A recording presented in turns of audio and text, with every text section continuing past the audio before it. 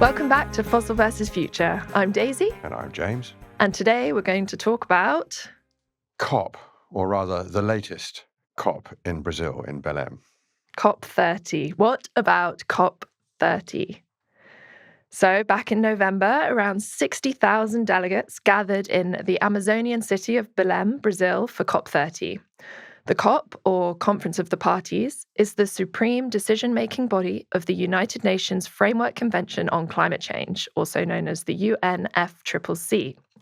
Every year, it brings governments together to assess global progress on climate action. COP30 was the 30th of these annual meetings and marked a decade since the Paris Agreement. So it was a milestone moment when countries were expected to submit updated nationally determined contributions, NDCs, their national climate action plans. As always, with these conferences, perspectives on the outcomes were mixed, with some encouraging steps forward and some disappointments. Long-time listeners may remember that one of our earliest episodes of Fossil vs. Future explored the history of the COP process. While neither of us attended COP30 in person, we followed it closely. And given that James has been involved in the process since before COP1 in 1995, he has a few thoughts on the future of the process too. Now, as we move into a new year and with a bit of distance from the conference, we thought this feels like the right moment to step back, reflect on what COP30 delivered, and asked how it has set us up, or not, for the climate challenges ahead in 2026. Yes, Daisy, we'll get to the specifics of who the new presidents, plural, are in a mo. And clearly we've got to say something to them when we get round to it in this podcast. But let's just set a stall out. First of all, I need to guard against being overly defensive of this structure that I've put a lot of my life into, and not to be too precious about the things that we did long ago. Mm-hmm. Equally, though, I think it's fair to say that because of all of that experience, which I've had in numerous guises, from arguing for the creation of this agreement, then negotiating it on behalf of the small island states, then appearing as an observer on behalf of enterprises like Climate Change Capital that had set up, and Carbon Disclosure Project, and enterprises like that had an interest in the outcome, and then a period of time advising the presidencies, several. Now, with a bit more distance, I think the need for change is so blaringly obvious that we have to go into what we mean by that. But I'd like to think also one of the things we learned from this one, which had its disappointments, obviously, is that there's still value in the gathering. At least that's Definitely what I think. What about you? I mean, you're living in a working world, and indeed in the rest of your life, in a way that is connected to COP, to what happens there, to what is decided there. And how did it make a difference to you? What's your impression of what happened in Belém? Yeah, I agree with you, James. I think this process definitely needs to be reformed in some way, but the idea of abandoning it completely is scary to me, and I can't see what alternative would exist. And we need to have some sort of forum where there is an attempt to bring all countries into one room on this global issue. In terms of what happened in Belém, I think there was some disappointment around the negotiations. So the term that Brazil, the presidency, used was the global Mutirão. Yeah. I hope I'm saying it correctly. And they invited stakeholders at the COP conference to come together to deliver this global Mutirão decision. And the idea of this word is it's an indigenous word, and it refers to a community coming together to solve a shared problem or work on a shared task. And the Mutirão decision did have some positive components. So, for example, on adaptation, there was agreement to triple adaptation finance by 2035. Some countries were disappointed with that, as they hoped it would be earlier, more like 2030, but at least adaptation is much more on the agenda now than it has been in COPs just a couple of years ago. Similarly, just transition So this idea that we can't have a climate transition without keeping people at the center, at the core. And then one of the main things that was happening at this year's COP was that updating of NDCs. Not all countries have done that yet. I think by the end of the conference, 119 countries had updated their NDCs, which represents 74% of global emissions. However, this will only deliver less than 15% of emissions reductions required by 2035 to keep within 1.5. So it's some progress, but not enough. And the UN estimate that that would take us to about 2.8 degrees C of warming if, all those policies go to plan.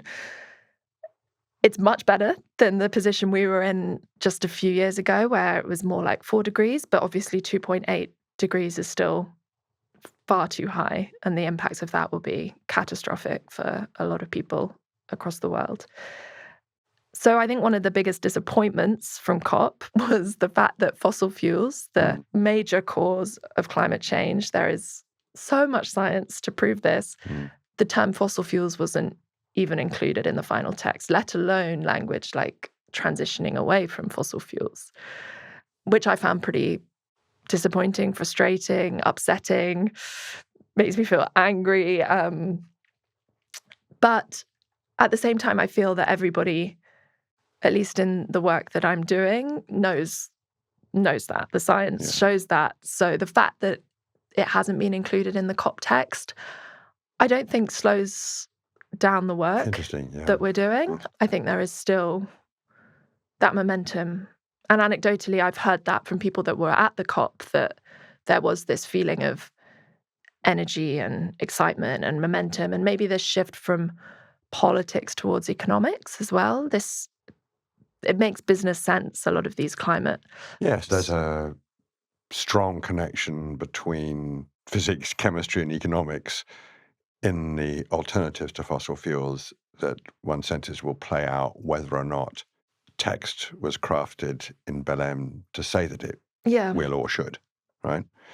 And there was a group of countries, quite a large group of countries, that have agreed that they will act on that phrase and meet sometime in over 80 26, countries, I think, and led so by Colombia. there's going to be a gathering of those countries, and that will be at least a chunk of the global market in fossil fuels that will make some kind of commitment to go faster, to phase out, or whatever phrase they use to organize their behaviors.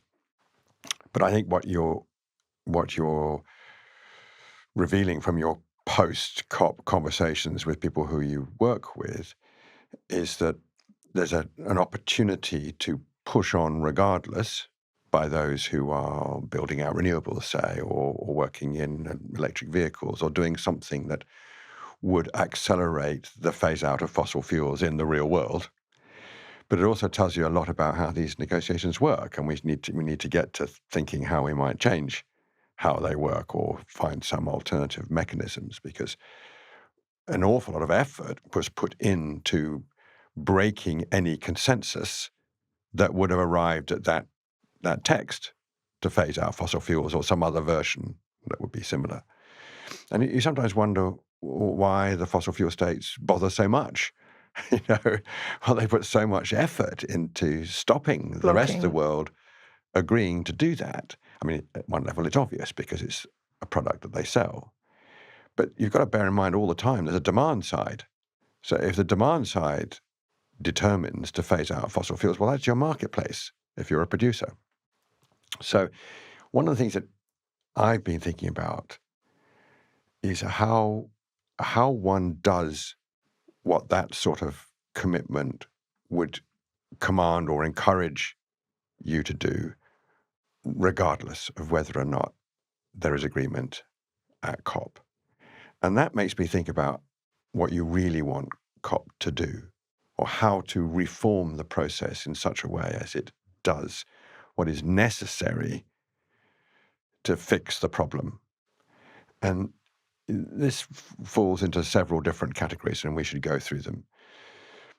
One is, can we meet routinely, maybe every year, maybe less frequently, gather the world, everybody, including those powerless really to solve the problem in any sensible way themselves. And the small island states come to mind there, but there are others, the vulnerable states who simply can't fix the problem on their own. And even in groups of them, they need the most powerful states who are the biggest emitters to fix the problem on their behalf as well as their own citizens. So what is it we can do genuinely multilaterally in a system that values consensus?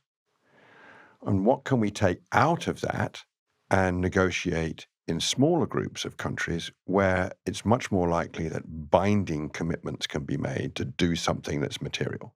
And I'll come back to some examples of that. And then the third category is, now that we know a lot about what needs to be done and the economics have revealed themselves in key sectors of the economy like power and now increasingly transport, where the general theme of electrification has now become manifest in several jurisdictions, but I'm going to suggest there isn't anywhere that would not benefit from electrification across its economy.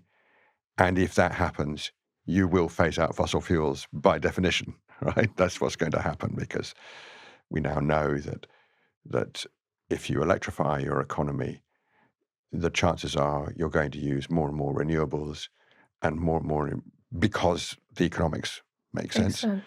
And when you do that, you totally reshape the market for fossil fuels, and that becomes really obvious, as we've discussed before, with transportation. So as soon as you have a significant chunk of your economy electrifying transport, then you're changing the global demand for liquid fossil fuels for transportation.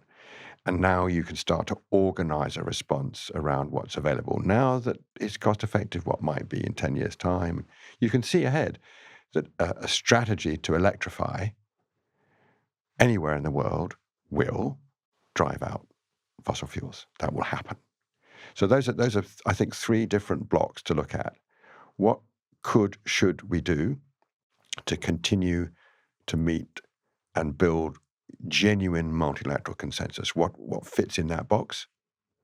And I would also include just the gathering, the value of the gathering, the people who come to meet and figure things out together, the connections that get made, the sort of trade fair element and the civil society gathering, which I still value. I'm not fussed, as you know, about how many people go. If you can accommodate them, if you've got a good place for them to stay, then just do it. That's fine. But then the next section, which we should talk about in more detail, is what do you take out? Put in smaller agreements among those who can oblige themselves by agreement to do something that really takes a chunk of the problem away, and to do that without having to play a consensus game, without it opening themselves up to the possibility that a group of countries just break the consensus. So at this COP conference at COP30, fossil fuels and deforestation, halting deforestation, didn't make it into the text, and both of those issues have been taken away to be solved by these smaller groups. So there's the 80 countries also meeting in April, I think, that you described. So are you saying that you think those kind of groups, those smaller gatherings, those smaller groups are something we should encourage? Because for me, they kind of feel a little bit like that's what the COP's supposed to do. So, well, I mean, it is a way of responding, isn't it, to a situation that we're in. Yeah. And there's strong forces against multilateral decision making. Yeah. And they're coming from very powerful places, the US being the most obvious right now, but they're not the only ones. And the rise in nationalism, sort of disrespect for international law, it's not hard to find it. Equally, there's a response against that. There are those who are determined to hold on to multilateralism, but that's not going to be enough. Holding on is not energetic enough. For what You're we going to have need. to assert the value of the multilateral process. My suggestion is, I'm not 100% sure those versions of smaller groups, they're not really what I had in mind. I think there is a sort of dissatisfaction driving that would at least allow people to meet and assert intention, but I'm not expecting that meeting in Colombia to produce a binding agreement on the people who turn up. What I have in mind is something more precise than that, a plurilateral agreement amongst a smaller group of countries on the superpollutants, on methane. You could even just take methane out. I think you could build an agreement, and I think if Australia, let's get to that point, had Australia been the sort of outright winner of the presidency contest, now we know that Australia and Turkey are going to effectively share roles, with Turkey being the physical hosts and actually the presidents of the COP. Australia is going to run the diplomatic negotiations and is going to have a meeting in the Pacific to help, if you like, engage and involve and include. Prior to the COP, yeah. Prior to the COP itself, which we've done before when Fiji was the president of the negotiations. And actually, it's not identical, but when we did that, Bonn were the physical host. So Germany was the physical host, Okay. although really it was the Framework Convention Secretariat in Bonn that were the physical host. But Germany Was that obviously, just a logistics yes, reason? it was to do with capacity to put on the event. I mean, Fiji simply couldn't do it. But we sort of brought Fiji to the COP and put a huge amount of effort. The extended team that I worked with during that COP did our very best to bring the Pacific to Bonn. And we did that in all sorts of ways, designing the physical spaces and then putting various things on the agenda like the oceans that were particularly relevant. And we had a pre-COP in Suva. Anyway, so we've done some of this before.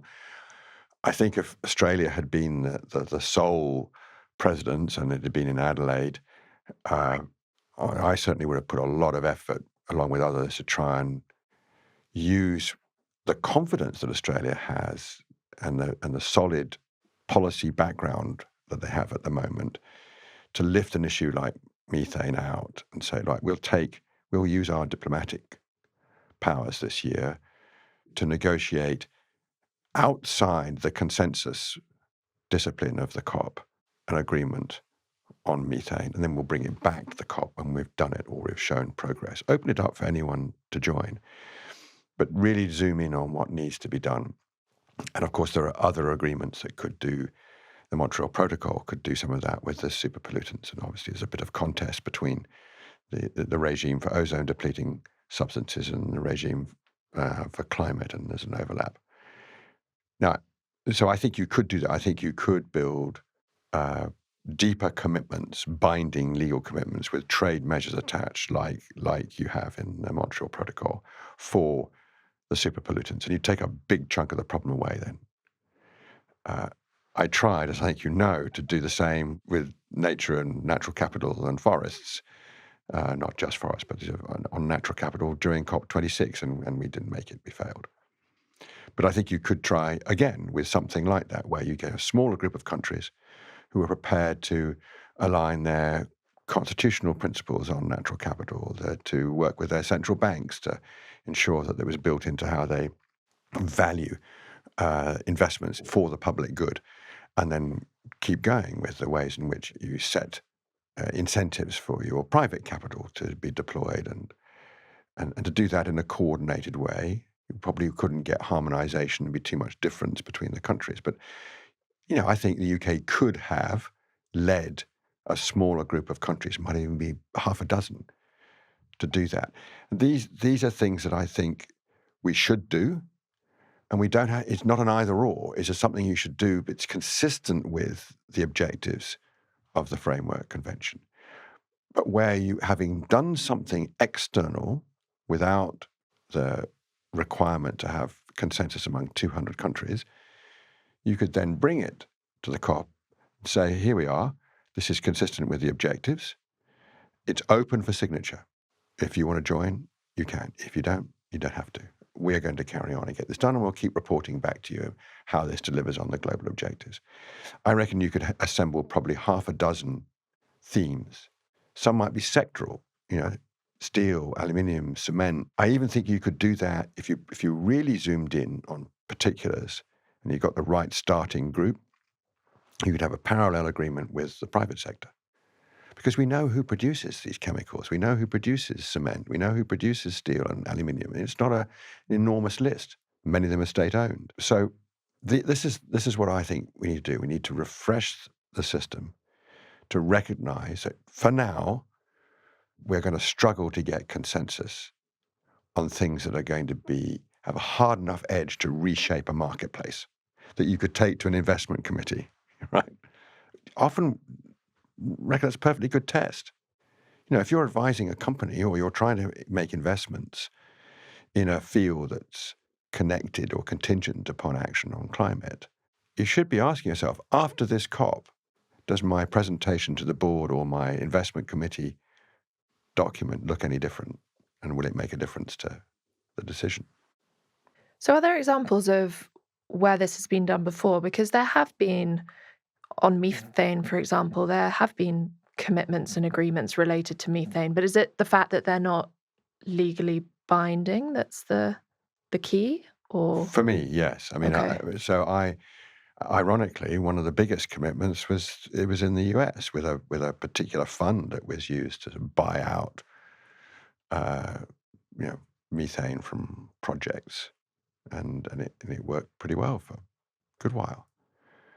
But just to take that example with methane, now we've got really quite sophisticated ways of measuring leaks from pipelines or stations, and there's an awful lot we know about both industrial and agricultural methane that would allow us to have good monitoring and review mechanisms. If you're in the fossil fuel industry, methane is a waste. You shouldn't be. Mm. I mean, it's just lazy, frankly. There's no reason why you should be wasting. 'Cause it's just leaking out of pipes and things. Right, that's Yeah. an inefficiency you could fix. There are also plenty of ways in which you can both avoid leakage and increase your returns for the same reason, right? It's not difficult to regulate. It's not difficult to value in a market if you have carbon pricing. There are lots of incentives that you could create that would get to grips with, frankly, shocking amount of methane waste. And again, it's not difficult to assemble the players. And if you don't want to participate, then fine, we'll still be able to monitor, right? We can still see. And then if you form a group and you make a legal commitment and you want that commitment to be protected against others who don't, well, you can use trade measures, right? And we already have examples of that. So if the country that doesn't want to join the group continues to emit methane, and we can see it from space, then that might mean that a country inside the group can border tax adjust for any importation of either the fossil fuel itself or a product made with it. Not easy to do, but we already have CBAM in the European Union. Very controversial, but we have it. And you can be sure that trade measures will be used to assist in the implementation of an agreement that was really focused on it. Now, I think you could get that agreement. It would take a lot of diplomatic effort, particularly right now. You wouldn't get, a few years ago, the US would have been part of that agreement. Today, it would not. But that's okay. There's still others who could push ahead and get an agreement on methane and leave it open for signature. Maybe things change. Yeah, I think that was actually something that I did feel positive after COP30 was a lot of countries were very nervous about the fact that US was obviously not going to be there. So the fact that we did see some progress despite the US not being in attendance, I think is good. And it shows that having one country not present doesn't stop everything. No, it doesn't. And there's also plenty of investment and industrial capability and business acumen in America that can see that and is carrying on making decisions as best they can. There's certainly a lot of disruption. There's a lot of quite extraordinary interventions by this US government in things that in the past would have been quite normal exchanges of information on science, for example. You have to look at the rewritten US EPA website, which is extraordinary. to see what is going on. But if you wanted to, a bunch of countries with a good leadership, you could go ahead and pick any one of these topics and get going.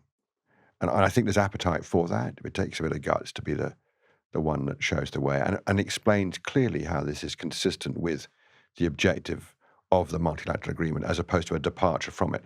Because there will be skepticism about that, right? Naturally.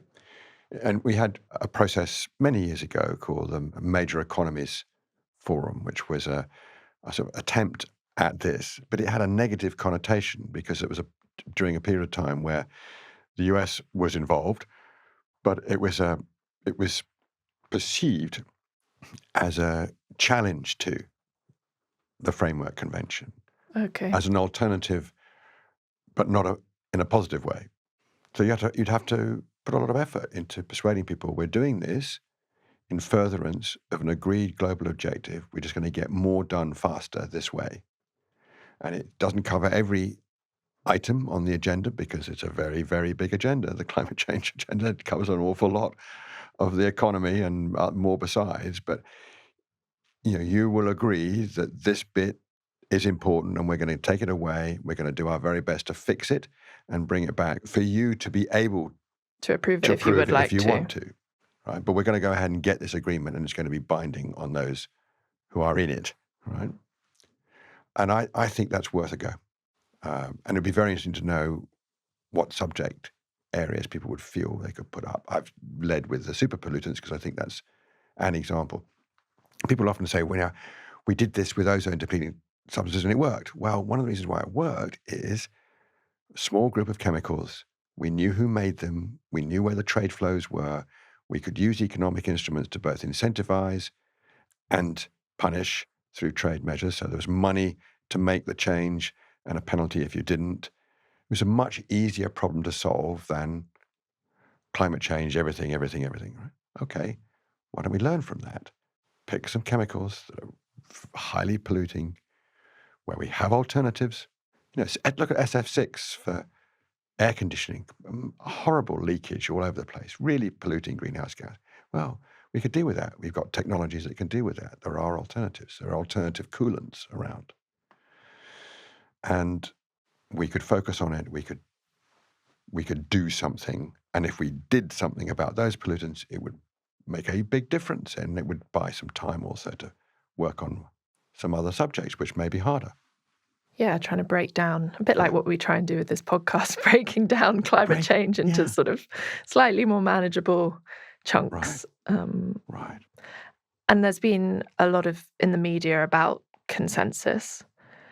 But I remember when we spoke about COP in our early episode, you made the point that consensus is not unanimity, which I don't think has really come across in the articles I've been reading. It's not that every country has to say yes, yes, yes, yes, yes.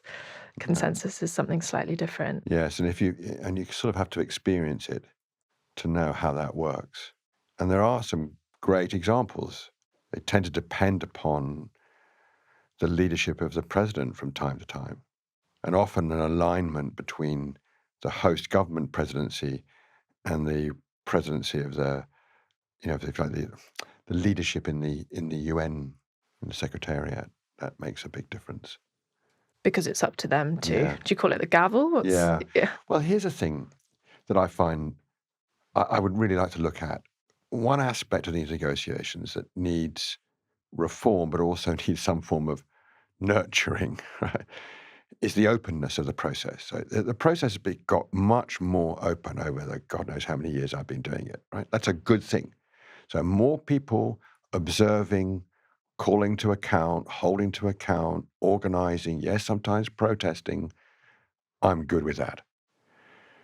But there's a lot of the negotiation that's very closed, and there are parts of it that would not pass the test of real scrutiny by, if you had the cameras on during those last sessions, I think things would change more quickly. Right? I think the public would not understand or tolerate some of the formality, particularly actually the gaveling down in triplicate, because I don't know when we could afford the time to explain all this, but not everybody is a member of all of the same agreement. Not everybody is a party to all the agreements.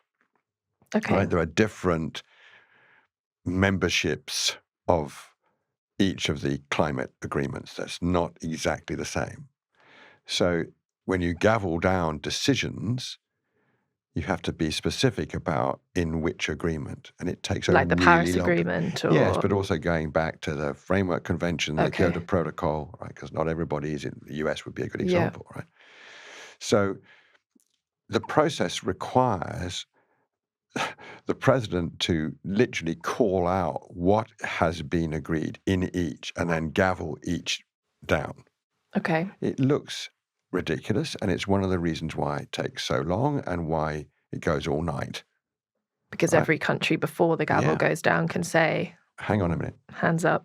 Hmm. So I think, and it's not something that I would volunteer my time for, but I think there should be a group that really understands the procedure and knows that this is not okay. Right? It looks so out of date. What part of that could we digitize? What part of it could we could do in a way that doesn't waste that time at the end? Right? This organization exists all year round. Right? It's still there tomorrow, after you've finished. But it right? still overruns Right. by hours Every late time. into the night The every year. pathology is set now. Everybody goes, like, this has got to stop, right? This is not healthy in every sense of the word, right? There's going to be an answer that is part digital and part reorganizing what decisions absolutely have to be gavelled down in a kind of 19th century British Parliament or French Assembly way. And that's the echo of those times. Like, we just, come on, that's got to stop. And if it were televised, it would be embarrassing. Equally, counter argument is there's got to be some part of these negotiations that is absolutely private amongst states. They get on with it. They do deals. And when they do deals involving other domains. They just do. That's natural, right? It's not all about climate. And this is just how things are. I don't think we need to complain about that, right? If somebody has got an issue they want resolved, maybe it's more near term, or they're going to talk about that, and they need to do it in private. They need to do hard negotiations, trading off things. Sovereign state to sovereign state, that's fine.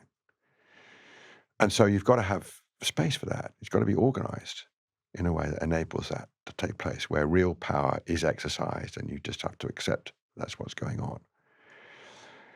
You can do both, but I think the rotation of COPs, which is done in order to be fair and distribute the opportunity, if that's the right way to put it, for countries to be host. Again, some thought needs to be given to that system, because there's a big difference between hosting the trade fair element and the diplomatic element. They're not the same thing. Not every government's good at both. Not every city that you choose can do both. The costs are significant. Equally, you want there to be some distribution around the world, because, as we've talked about before, COPs work best when there's a connection between the global event and some domestic priorities, so that the population in which you are having your event knows why and why it's relevant to them, and it's grounded in something real, makes a difference to what goes on in that country. Then that's a successful COP. There's some legacy there. There's some attention paid to the issue. There's something that really connects with a local priority, a priority in that part of the world. So you want that to be distributed. That can't all take place in Bonn every year. So those are areas where I feel that we really have to be inventive and use modern technology. I think we can do a lot better with online reach than we do. It is better now than it was. After all, I'm sure you and I followed quite a bit online. Yeah. But we could do better still with the distribution of the links and connections around the world, so people felt like they could join in and participate in some way, even though they're not there. Just imagining AI getting involved in these multilateral negotiations. This country says this country says this. Or people sending clones or something like that, sending their AI version of them. Lord knows. I mean, Yeah, let's have not another go there. conversation about where that's going to go. So you touched on it just then, James, but there is at COP the blue zone, which is the negotiations, the UN part, and then there's the green zone, which is open to civil society, NGOs, businesses, investors. You don't need to have a badge to get in. You do need to have a badge. Oh, you do need to have a badge. You do. There's still you still need to register in order to attend. Yes, yeah. And the events are UN events. The UN runs the security, even though they're in someone else's country. Okay. And, there have been some pretty poor experiences, actually, in some COPs. I don't know how it was in Belém, actually. I mean, there's been mixed reviews, haven't there? Some people thought it was fine, some people thought it was... But it makes a difference to how you literally enjoy the event as to how well organised it is, and basic stuff like, was the food good? Was there enough water? Did the air conditioning work if you're in a very hot place? And all that kind of stuff. It all makes a difference to how the event functions practically. And indeed how people feel when they negotiate. It makes a difference. Of course it does. But yes, there are zones and there are badges, and it makes a big difference to what sort of badge you've got. These are classic human hierarchies. But the blue zone is you can get into the blue zone if a government puts you on their delegation. Yep. And one of the laments is that often quite powerful people go on those delegations that, for example, represent the fossil fuel industry. And if you're a fossil fuel producer, you're perfectly at liberty to do that.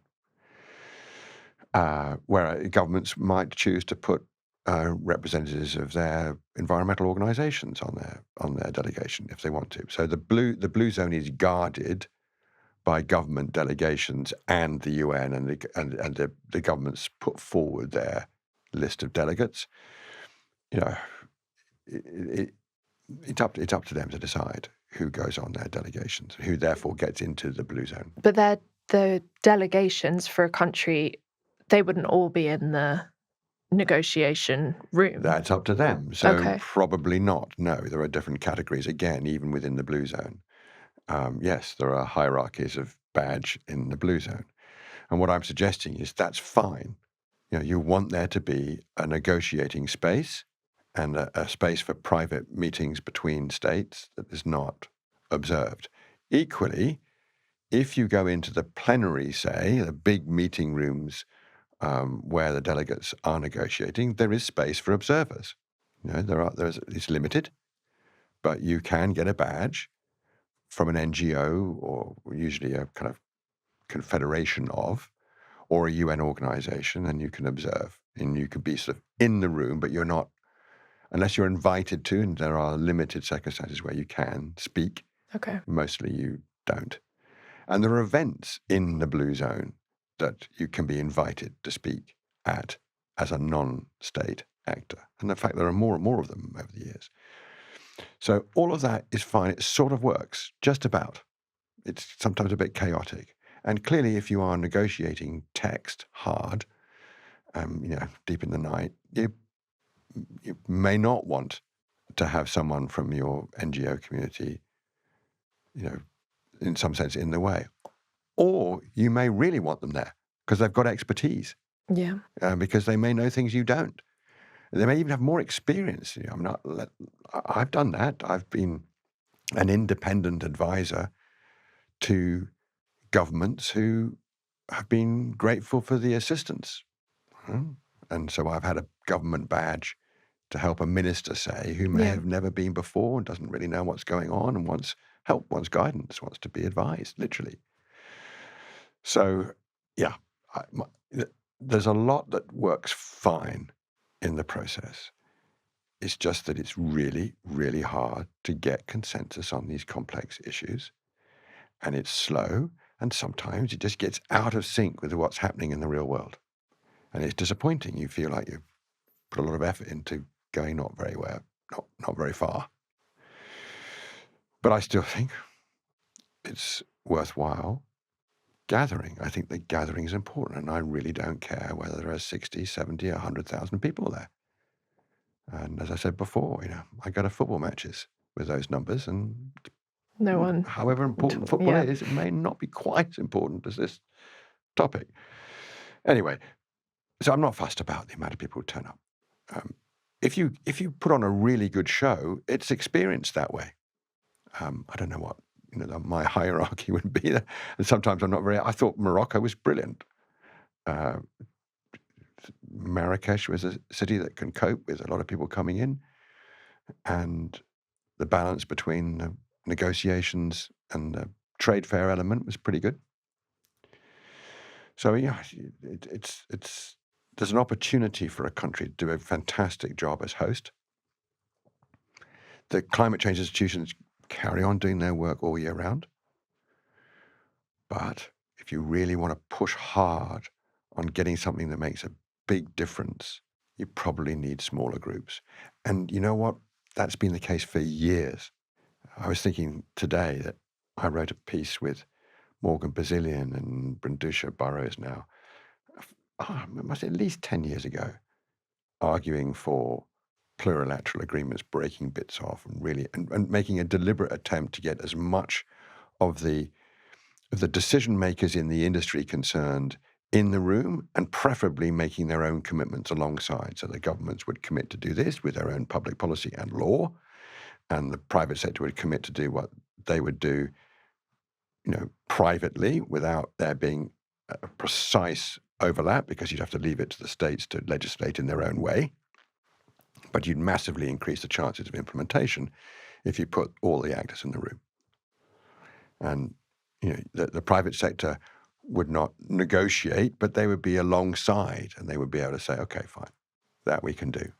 You wouldn't take out the lobbying. Of course you wouldn't. I was going to say lobbying's going to... You wouldn't take it out, but it would be visible, transparent, and in a narrow space where you could decide, okay, if you don't want to be part of it, off you go, but you're not breaking the consensus. Yeah, I think my instinct feeling is nervousness when you have big companies and governments in a closed room, but of course, so perfectly proper. But equally, you got to get stuff done, and you have to get the real world actors who have the real world power to act. And I still want it to be observed. I still want there to be those who are not in the corporations and not in the governments, but have an interest in the outcome, to be present and observing. And there's clearly power in an electorate. There's clearly power in media and in ways of challenging in civil society. Of course there is. We're in a race, and we're going too slow. So COP30, progress in some places, but climate change needed more. Fair enough. Thank you so much for listening to Fossil vs. Future. If you enjoyed this episode, please subscribe and give us a rating. Follow us on social media and send us the what about questions you'd like us to discuss.